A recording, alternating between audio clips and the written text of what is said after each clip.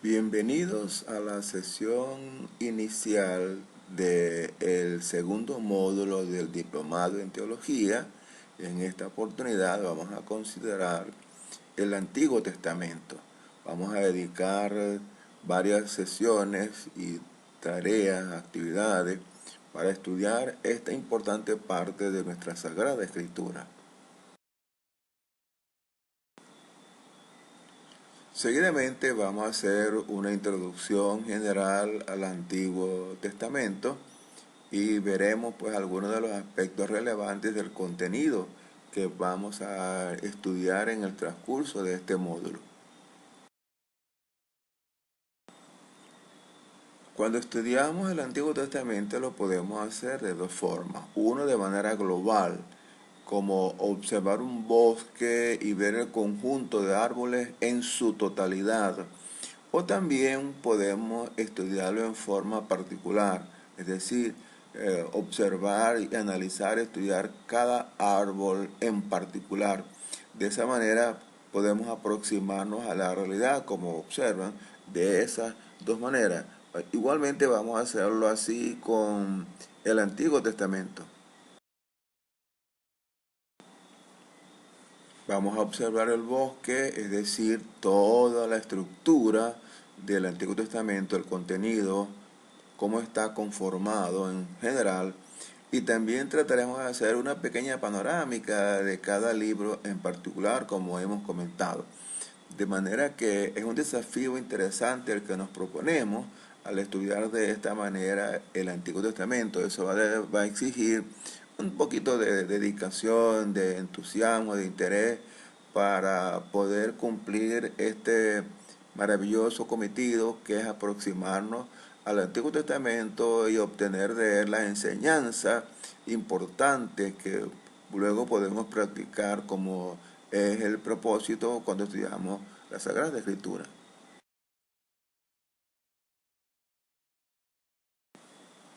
La primera pregunta que surge en el proceso es, ¿qué es el Antiguo Testamento?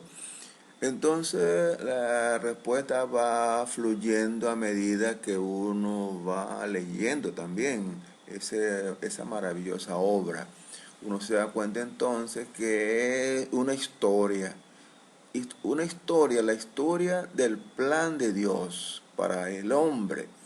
Entonces observamos la primera parte del plan de Dios en la creación. Dios creó al hombre en un estado ideal de perfección. Dios quiere lo mejor para el hombre. Entonces narra la historia de la creación. También la caída. La caída es un accidente y trajo consigo la ruptura de la relación con Dios. Entonces Dios se propuso un plan para redimir al hombre y a la totalidad de la creación. Por eso entonces el Antiguo Testamento nos da cuenta de esa maravillosa historia. También es la historia de un pueblo. Allí en el Antiguo Testamento Israel es relevante. Porque Israel tiene un cometido muy especial. Israel es una nación mesiánica. Fue constituido con el objeto de traer al mundo a nada más y nada menos que al Mesías prometido. También es la historia de la relación de Dios con su pueblo. Desde que el pueblo de Israel, el pueblo de Dios se forma en Egipto, entonces se narra esa relación permanente de Dios con su pueblo y avanza a lo largo de toda la historia del Antiguo Testamento, como la vamos a observar. Y también es la historia del desarrollo de un pacto, el pacto de Dios con Abraham, aun cuando en el Antiguo Testamento se mencionan varios pactos. El pacto con Noé, que es muy importante que lo recordamos cuando observamos el arco iris que nos recuerda ese pacto, y así sucesivamente.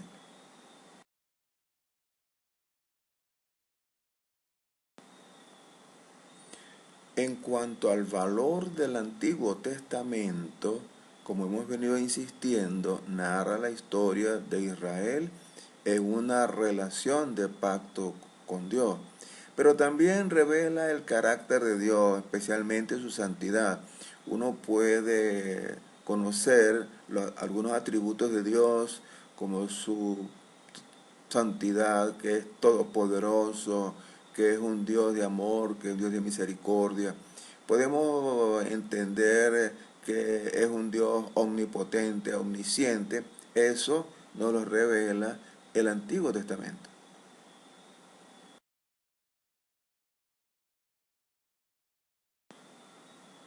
La siguiente interrogante es, ¿qué significa testamento?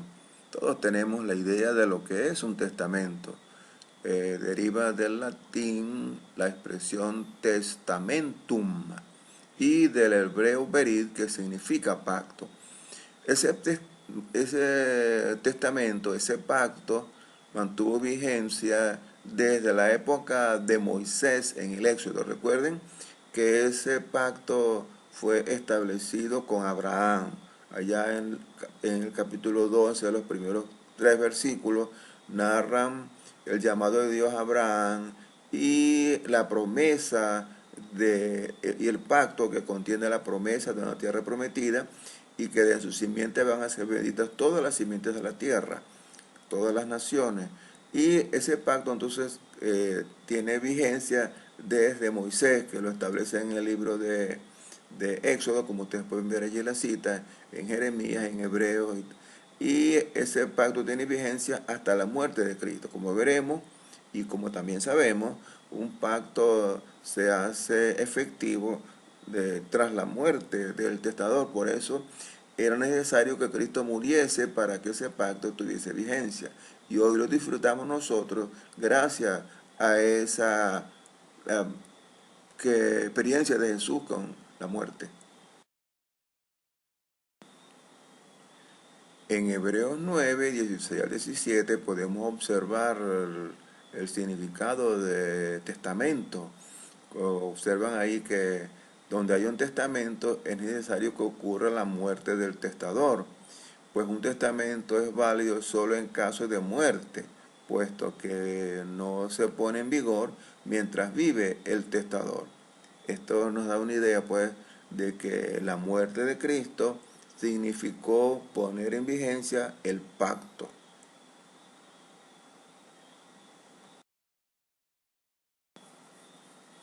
¿Cuál es la relación entre el Antiguo Testamento y el Nuevo? Hubo una época en que algunos teólogos y predicadores mencionaban que el Antiguo Testamento ya no tenía vigencia, que desde que Jesucristo murió en la cruz y resucitó, ya el Antiguo Testamento había caducado. Pero ello no es cierto. ¿Por qué? Porque es que el Antiguo Testamento es revelado en el Nuevo Testamento. El Nuevo Testamento no se puede entender si no se tiene una clara idea de lo que es el Antiguo Testamento, del contenido del Antiguo Testamento. De manera que el Nuevo Testamento está escondido en el Antiguo Testamento. Por ejemplo, cuando los hebreos practicaban el rito de la Pascua, estaban anticipando un evento que se cumplió en el Nuevo Testamento, es decir, la muerte del Cordero, que es Jesucristo. Por eso es que Juan decía de Jesucristo: he aquí el Cordero de Dios que quita el pecado del mundo. Porque es que Cristo es el centro tanto del Antiguo Testamento como del Nuevo Testamento. Por eso es que afirmamos que la Biblia en su totalidad es cristocéntrica. Cristo es el centro de la Biblia, así como también el centro de la historia.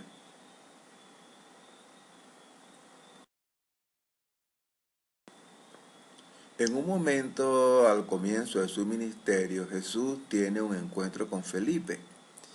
Y Felipe halla a Natanael y le dijo: hemos hallado a aquel de quien escribió Moisés en la ley, así como los profetas, a Jesús, el hijo de José de Nazaret.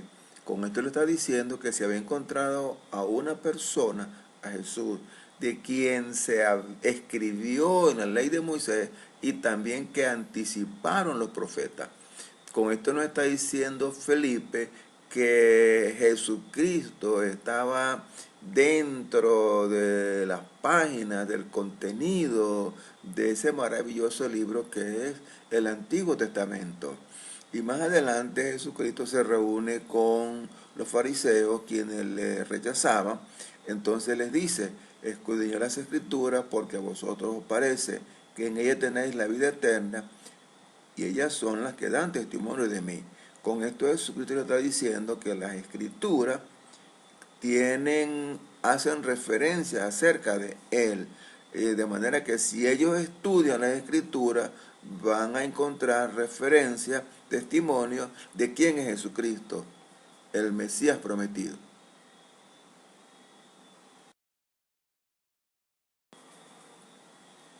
El Antiguo Testamento nos muestra una imagen de Dios. Allí podemos observar a Dios como creador. Ya en los primeros capítulos del Génesis, así nos lo revela. También podemos apreciar la imagen de Dios como el Dios Santo, como cuando tiene el encuentro con Isaías en el templo, narrado en su capítulo 6, versículo 3, que dice: Santo, santo, santo, Jehová de los ejércitos, toda la tierra está llena de tu gloria. También nos muestra un Dios compasivo, clemente, un Dios misericordioso, que dice que lento para la ira y abundante en misericordia y piedad. Algunas veces los predicadores tenemos la tendencia a mostrar una imagen de Dios que no es correcta en la Sagrada Escritura. La imagen de Dios iracundo, molesto, que está a la expectativa del fallo de cualquier persona para aniquilarlo. Pero no, Dios es compasivo. Uno puede observar esto cuando la primera pareja en el huerto del Edén cometen el pecado. Dios no les aniquila. Es verdad que mueren espiritualmente, pero físicamente no. Y establece un plan para redimirles, para restaurarles otra vez a la condición inicial. Ese es el Dios compasivo. El Dios que se encuentra con David después de haber cometido aquel horrendo pecado y le perdona. Es verdad que las consecuencias no se pueden evitar, pero sin embargo Dios en su amor y su compasión perdona. Dios perdona y olvida. También es un Dios que hace justicia al huérfano, a la viuda, y muestra su amor hacia los extranjeros, como se revela allá en Deuteronomio 10:18. De manera que muestra el Antiguo Testamento una imagen muy hermosa de Dios, de ese Dios que es el Dios de amor, que tanto amó al mundo que envió a su Hijo Jesucristo para redimirnos de nuestros pecados y tengamos vida eterna.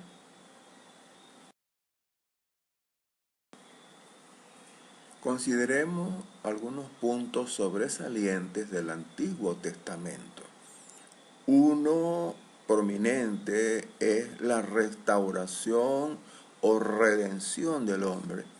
Como sabemos, luego del pecado original tuvo consecuencia la caída, y la caída significó la separación del hombre con Dios. Y entonces el mismo Dios propone un plan para restaurar al hombre a las condiciones iniciales, que también conocemos como plan de redención del hombre. Y esto cuesta la vida.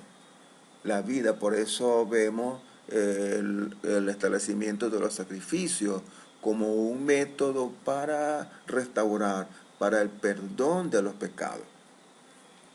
De manera que eso nos anticipa, como ya se dan cuenta, la muerte de alguien para la remisión de los pecados del hombre. También otro punto sobresaliente es que Dios crea el camino de retorno y promete un reencuentro con el hombre. Esto está impreso allí, se puede notar a lo largo de todo el Antiguo Testamento, y cómo es que Dios crea ese camino para el reencuentro, que se observa cuando Dios hace una promesa sobre Jesucristo, que es promesa que se cumple en el Nuevo Testamento. Estos son algunos puntos que sobresalen en el Antiguo Testamento. Revisemos ahora la estructura del Antiguo Testamento, cómo está organizado, cómo es el diseño que se ha hecho para estructurar este maravilloso compendio de 39 libros.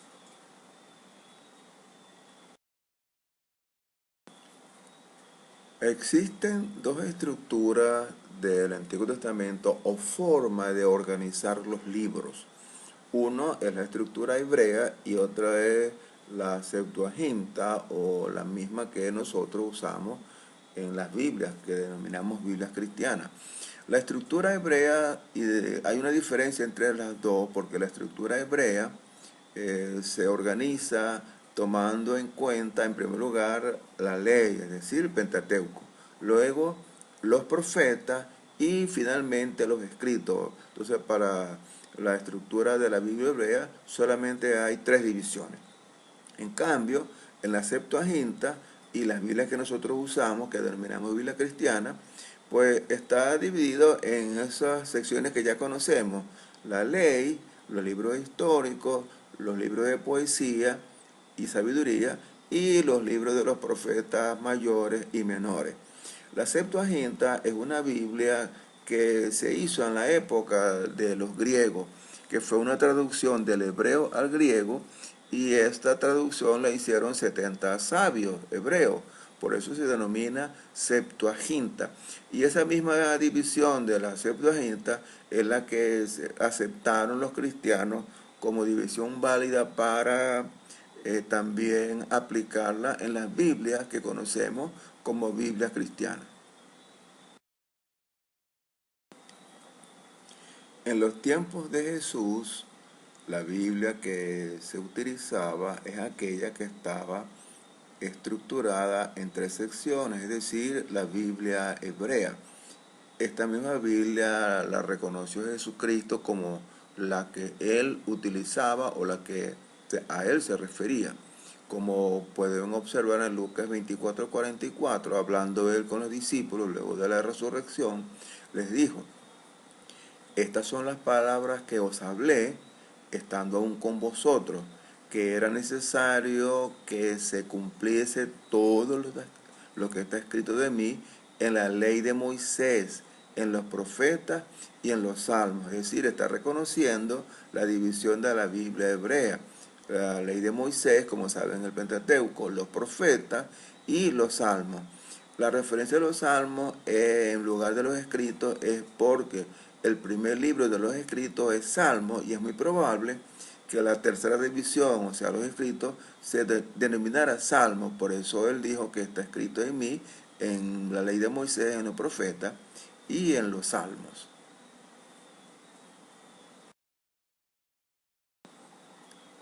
Observemos a continuación la división del Antiguo Testamento hebreo.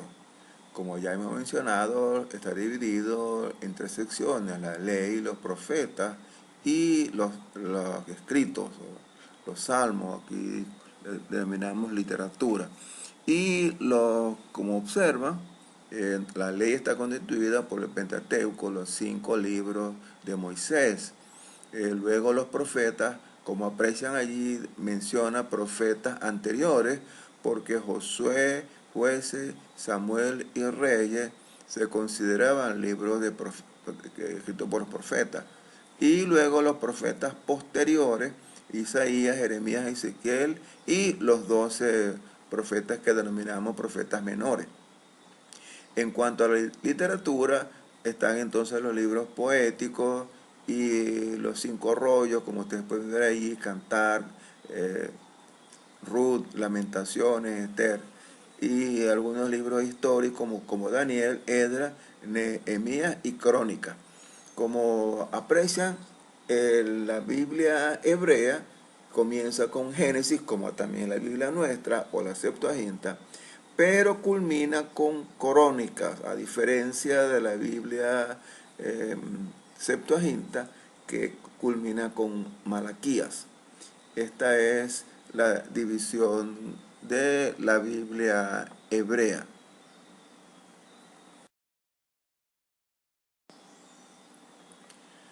Jesucristo reconoció esta división y la manera como están organizados los libros de la Biblia hebrea, la estructura de la Biblia hebrea. Y como observan allí en Mateo 23:35, hace una referencia que aclara este punto. Dice así, está hablando Jesús con los fariseos en un fuerte discurso que habló en contra de ellos en Mateo 23. Dice así, para que venga sobre vosotros toda la sangre justa que se ha derramado sobre la tierra, desde la sangre de Abel el justo hasta la sangre de Zacarías, hijo de Berequías, a quien mataste entre el templo y el altar. Está refiriendo entonces que ellos van a dar cuenta de la sangre derramada desde que se derramó la sangre de Abel hasta la sangre de Zacarías. Ahora, ¿dónde está la referencia a la muerte de Zacarías? Se encuentra en 2 Crónicas, capítulo 24, 20 y 21, que dice así: entonces el Espíritu de Dios vino sobre Zacarías, hijo del sacerdote Joiada, y puesto en pie donde estaba más alto que el pueblo, les dijo: así ha dicho Dios, ¿por qué quebrantáis los mandamientos de Jehová? No os vendrá bien por ello, porque por haber dejado a Jehová, él también os abandonará. Pero ellos hicieron conspiración contra él y por mandato del rey lo apedrearon hasta matarlo en el patio de la casa de Jehová. Así pues narra la muerte de Zacarías. Entonces Jesucristo está diciendo con ese texto que la sangre derramada desde la muerte de Abel, y como saben, la narración de lo que aconteció con Abel está en el libro de Génesis, como ustedes saben, y la narración de lo que sucede con Zacarías está en el libro de Crónica. Entonces eso hace referencia al avance de toda la historia desde Abel hasta Zacarías, que está narrada desde Génesis hasta Crónica.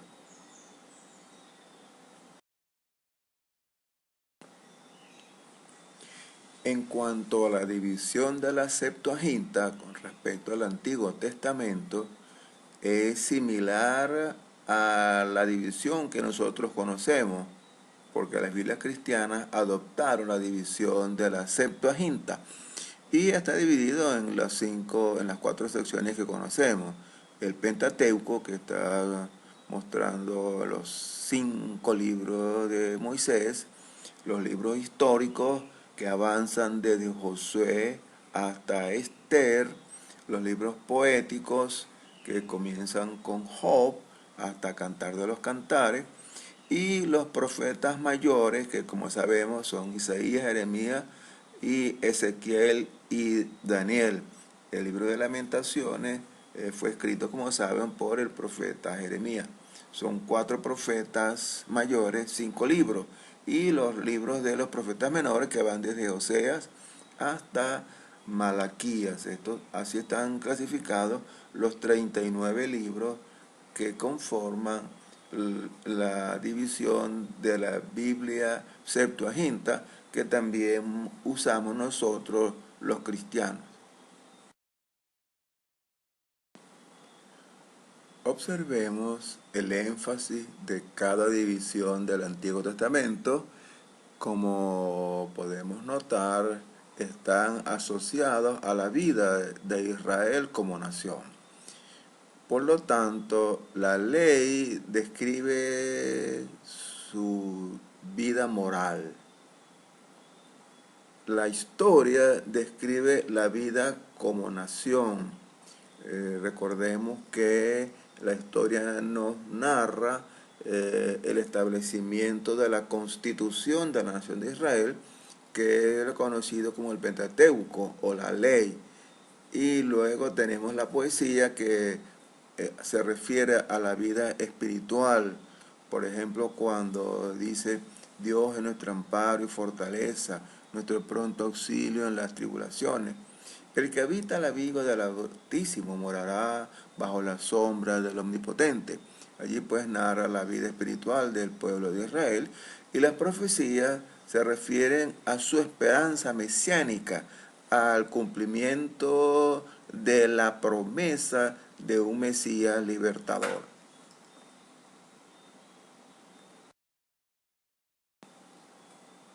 En cuanto al lenguaje del Antiguo Testamento, este fue escrito básicamente en hebreo, con algunas excepciones como las que se muestran en los siguientes textos, en Génesis 31, 47b, en Esdras, en Jeremías y en Daniel. Las citas allí están, ustedes pueden revisarlas. Estas fueron escritas en arameo, son las únicas citas que aparecen en otro idioma que no sea el hebreo. El arameo es un idioma que hablaron en Babilonia, allá lo aprendieron ellos, los hebreos, cuando estuvieron en la cautividad.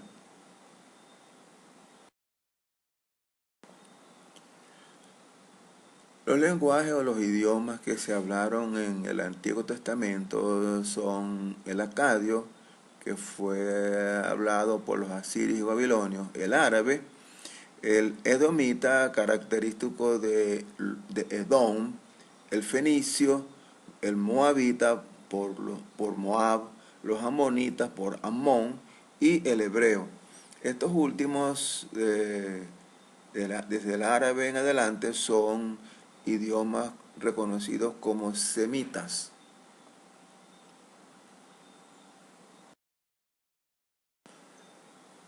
El estilo literario del Antiguo Testamento es variado y va a depender del aspecto que se esté tratando.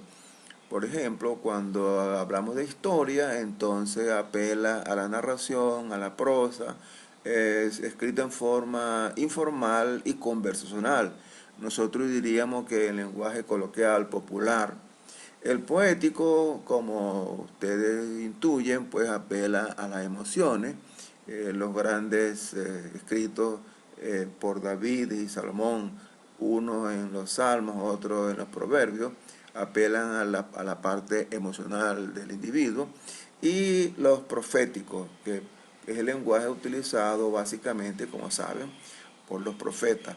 Ahora, en los libros históricos también hay narración y también hay profecía. Igual ocurre con los libros poéticos. Los libros poéticos también tienen una parte que contiene profecía. Estos son los estilos literarios frecuentes utilizados en el Antiguo Testamento.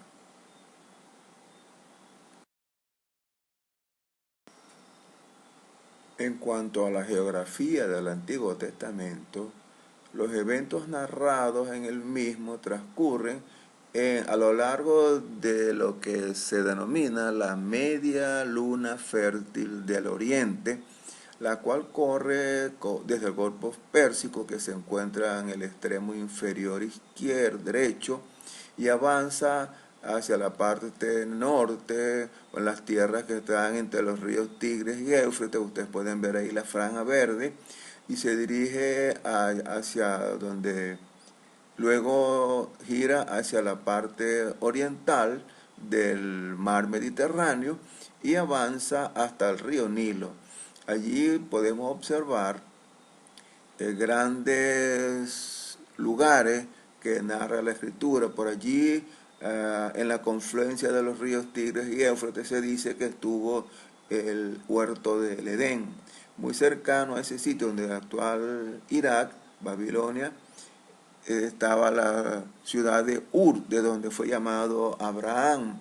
Luego tenemos también la tierra de Canaán, Egipto, que son lugares emblemáticos en el Antiguo Testamento.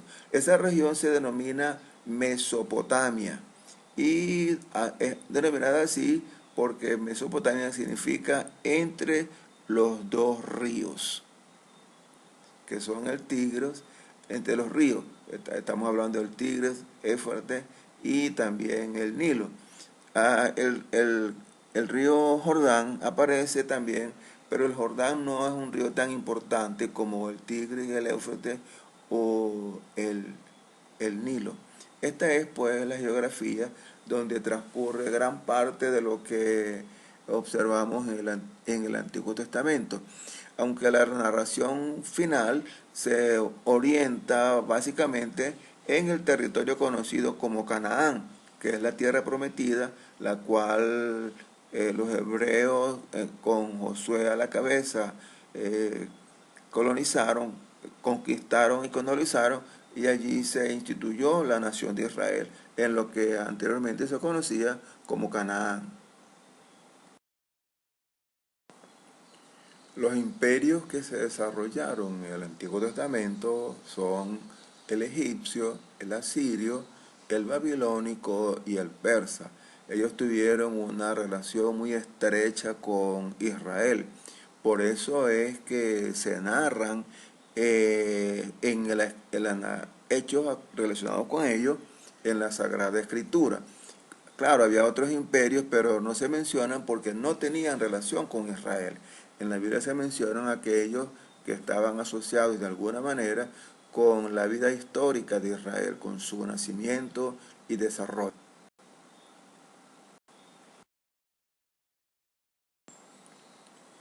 Egipto es reconocido mundialmente por sus famosas pirámides, así también como por la efigie. Igualmente reconocido por lo narrado en el Antiguo Testamento, en el libro de Éxodo, lo que ocurrió en el Éxodo, por eso es recordado Egipto.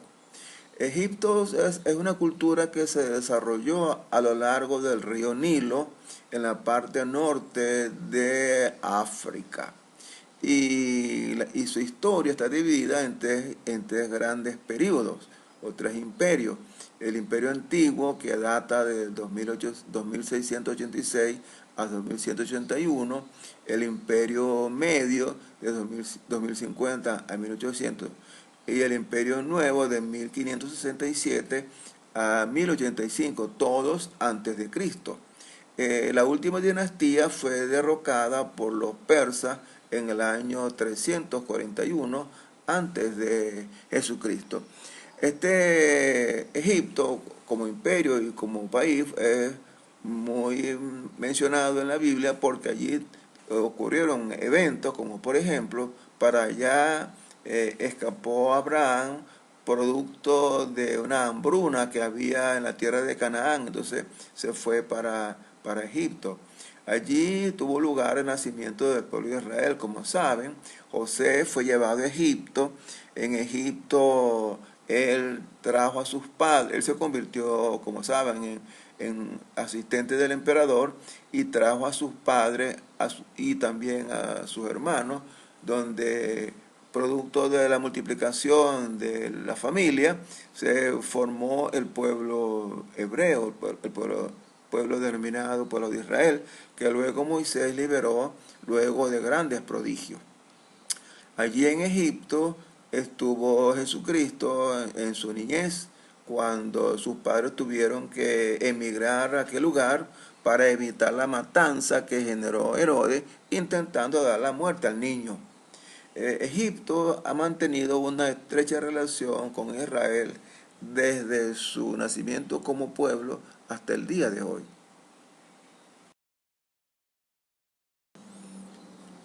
El imperio asirio se extendió por gran parte de Mesopotamia, o la conocida Media Luna Fértil, como mencionamos anteriormente. Toma su nombre de su capital, la ciudad de Asur, que data su fundación de unos 2600 a.C. Fue fundada a orillas del río Tigris. Originalmente era una serie de ciudades de habla acadia en la región. En los siglos 25 y 24 a.C., los reyes asirios fueron líderes pastorales. Este imperio fue el que invadió al reino del norte o reino de Israel y dispersó a las 10 tribus, hecho que ocurrió en el año 722 antes de Cristo.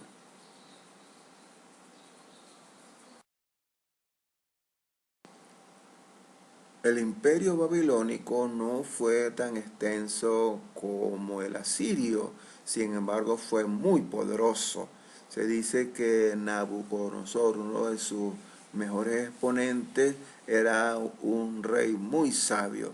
El imperio estaba ubicado entre los ríos Tigris y Éufrates, y Babilonia, su capital, estaba ubicada en la región que actualmente ocupa Irak.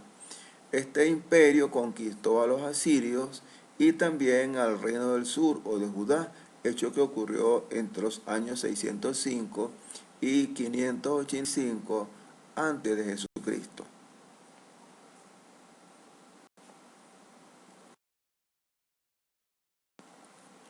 El imperio persa fue más extenso que los anteriores.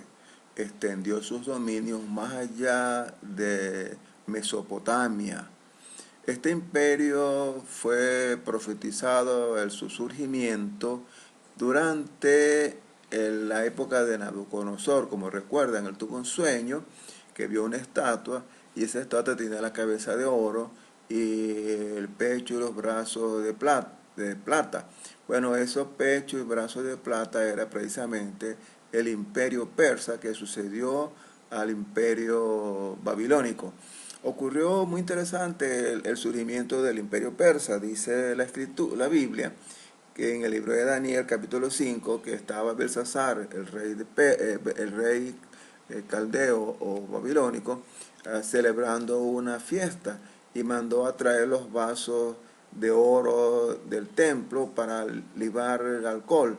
Y estando en esa festividad, apareció una mano en la pared que decía Mene, Mene, Tekel, Ufarsin, quien luego fue traducido por Daniel, que significaba ha sido contado, pesado y hallado fallo, y tu reino caerá. Bueno, esa misma noche, cuando apareció la mano en la pared, cayó el imperio babilónico. Dice Daniel 5 en los últimos versículos, versículo 30, la misma noche fue muerto Belsasar, rey de los caldeos, o sea, de los babilonios, y Darío de Media tomó el reino siendo de 62 años. Por eso se recuerda el imperio persa, como surge en la historia. Bueno, ese imperio, que es el último registrado en el Antiguo Testamento, está localizado su capital al norte del Golfo Pérsico, como pueden ver allí en la gráfica, y este imperio conquistó Babilonia, como ya mencioné anteriormente, y cuando fue la lectura de la noche en que fue escrita en la pared aquella sentencia, Mene, Mene, Tekel, Ufarsin, y este imperio permitió el retorno de los cautivos a la tierra. Recordemos que Ciro fue el encargado de permitir, por mandato divino, que los cautivos regresaran a su tierra para continuar su vida como nación. La Mesopotamia antigua o media luna fértil, como hemos mencionado, está hoy en día constituido por los países que se muestran allí, como son Irán en el extremo derecho, Irán, Irak, Siria, Líbano, Israel y Egipto. Estos forman pues en la actualidad lo que en la época bíblica se conoció como la Mesopotamia antigua. Allí ocurrieron los hechos que se narran en el Antiguo Testamento.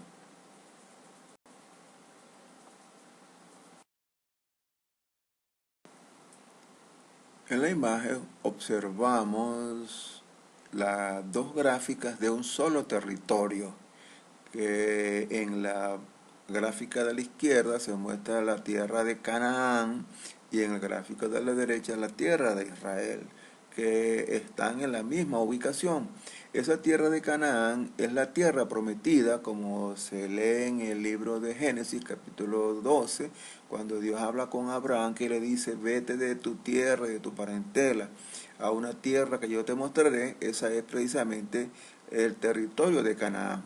Ese territorio originalmente estaba ocupado por las naciones que ustedes pueden allí observar. En la parte inferior se lee Edom, que fueron los edomitas. Luego, siguiendo en la parte superior, Moab, que fueron los moabitas. Amón, los amonitas. Y así sucesivamente muestra los diferentes poblaciones o pueblos que estaban componiendo o ocupando la tierra prometida. Observen en la parte inferior izquierda de la costa del mar Mediterráneo el nombre de Filistea. Ese es el territorio ocupado por los filisteos. Como recuerdan, los filisteos fueron enemigos acérrimos de Israel. Durante la conquista batallaron fuertemente y durante la época como nación también. Ellos batallaron contra los israelitas. Ahora observa en el mapa de la derecha, en más o menos la misma ubicación, en la parte esta inferior del mar Mediterráneo, la costa del mar Mediterráneo, la franja de Gaza. Esta franja de Gaza forma parte del territorio palestino, que así fue dividido el territorio de Israel en el territorio que ocupa Israel y el territorio que ocupa Palestina. Los palestinos ocupan la franja de Gaza, y también el territorio que ustedes ven allí en la parte superior, que en blanco, que es Cisjordania.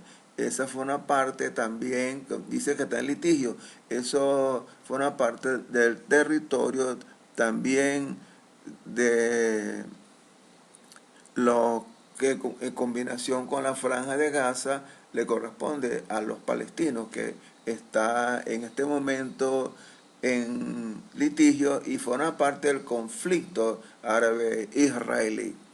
Ustedes pueden observar entonces cuál es la ubicación de la tierra prometida en los dos mapas, el antiguo y el actual.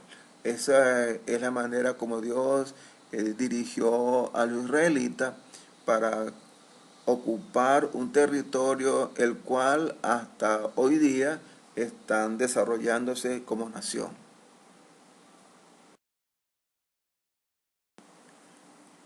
Observamos en esta imagen la tierra que conocemos como Mesopotamia o media luna fértil, de la cual hemos hablado en el transcurso de esta conversación. Pues bien, ese territorio que ustedes ven allí como media luna fértil o Mesopotamia fue prometido a Israel, como leemos en Josué 1, 3 y 4. Vean lo que dice. Yo os he entregado, como lo había dicho a Moisés, todo lugar que pisare la planta de vuestros pies, desde el desierto y el Líbano hasta el gran río Éufrates, toda la tierra de los Eteos hasta el gran mar, donde se pone el sol, será vuestro territorio. Como observamos, está prometido desde el gran río Éufrates.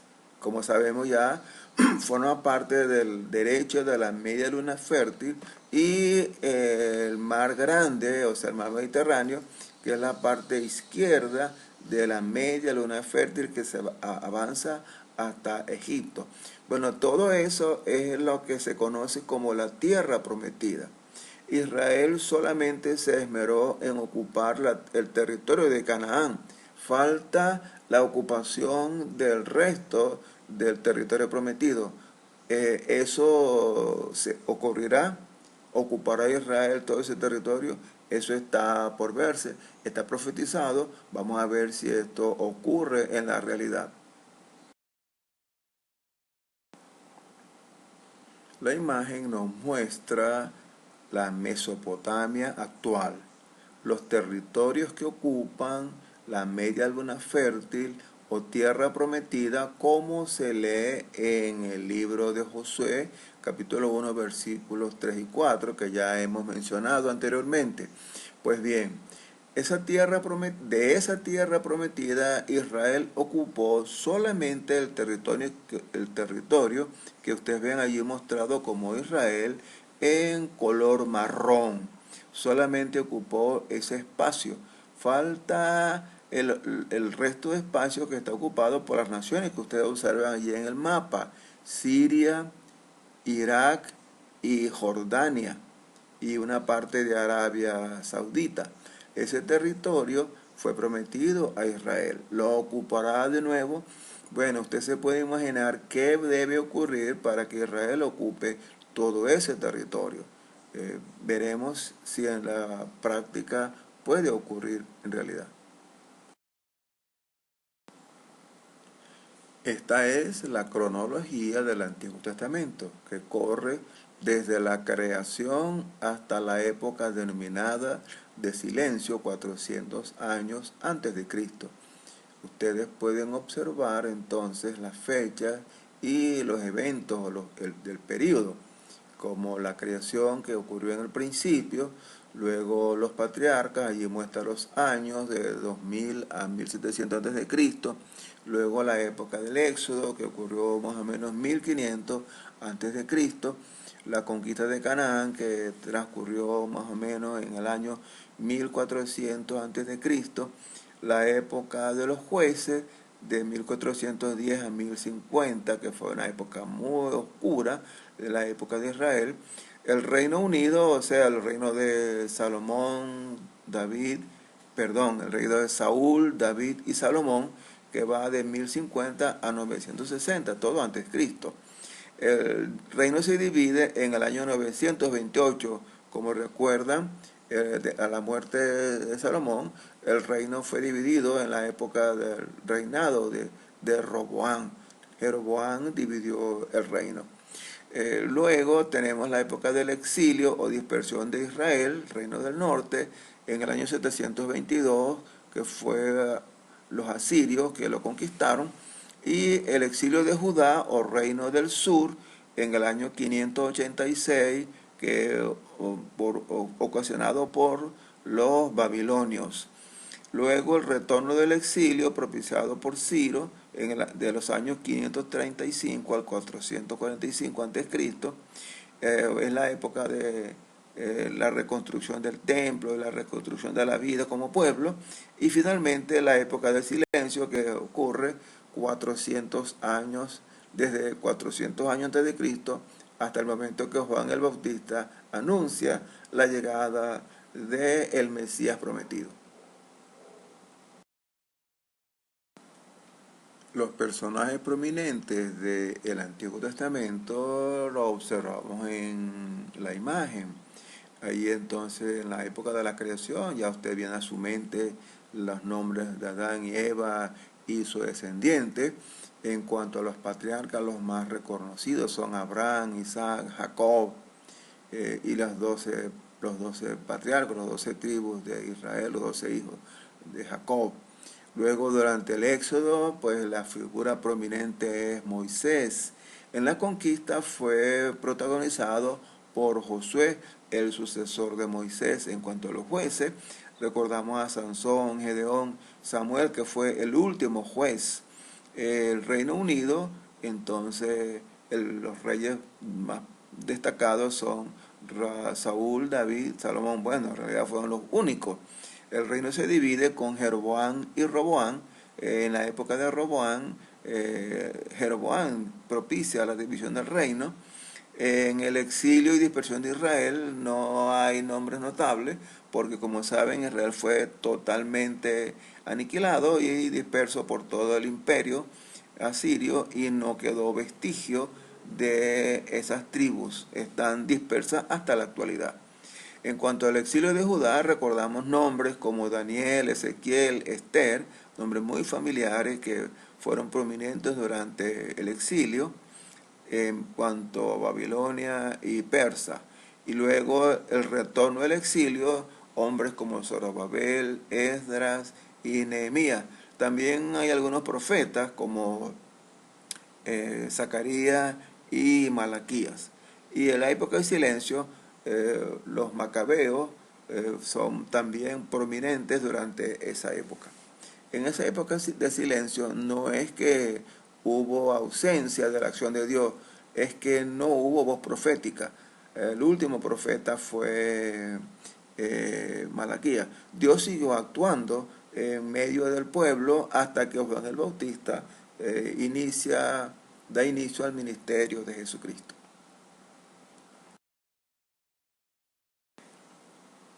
Esta ha sido una panorámica del contenido del material que veremos en el transcurso del módulo. Muchas gracias por haberme seguido hasta aquí. A continuación vamos entonces a proseguir con los siguientes contenidos que, como se indicó en el cronograma, están allí cada uno de los temas que se consideran semanalmente. Les animo para que avancen en este fascinante estudio de la teología. Dios les bendiga y gracias por formar parte de este proyecto ministerial. Bendiciones.